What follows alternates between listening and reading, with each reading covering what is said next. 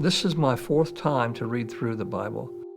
This time I've seen the continuity, I suppose. I've gotten a deeper sense of God's, promises, God's warnings, God's punishments through this reading that I have, in the previous ones.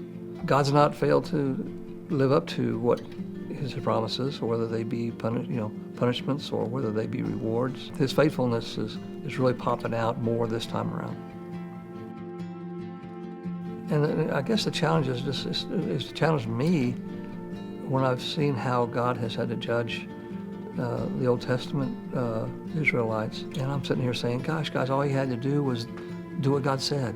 And then I look at my life and I'm going, well, I don't quite always do that either. So it's challenged me to try to be more obedient, be more faithful, and be less judgmental. You see them, throughout that God is the best promise keeper ever. So, and when He loves us so much, and He says that over and over and over again. I've made my covenant with my people. I'm not going to break it, but He does whatever it takes to bring them back to Him. And sometimes that's pretty harsh punishment, exile, whatever. God, doesn't give up on us. So, to do less than try to keep an ongoing, deepening relationship with Him. How could I do less? I just need that for my own daily well-being. So it keeps me going. Well, there have been the challenges of getting it done consistently 7 days a week. I have probably gotten 2 or 3 days behind 3 or 4 times. Typically it'll happen, over the weekend, especially if I'm heading out of town or something like that. When I've gotten behind a few days, it's not been a challenge. I will say, okay, I'll do 2 days today. I will generally start at about 6:30. I'll come into my office at home, go to my desk, just have my reading and study time right there.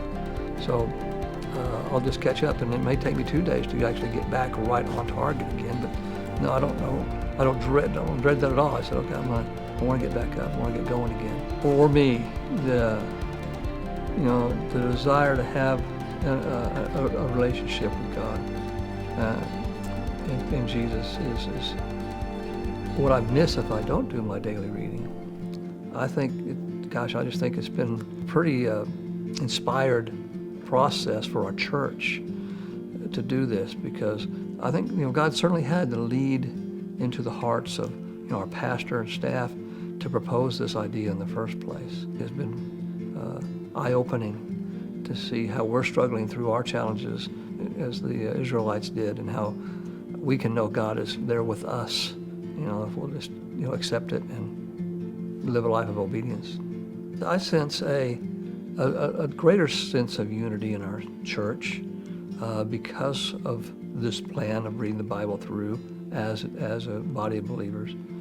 That unity is so necessary given our current circumstances, but knowing that we're all together in this, I think has kept it. I've sensed a better spirit in our church one of the times we've been able to get back together. So it really is the right plan at the right time, I think.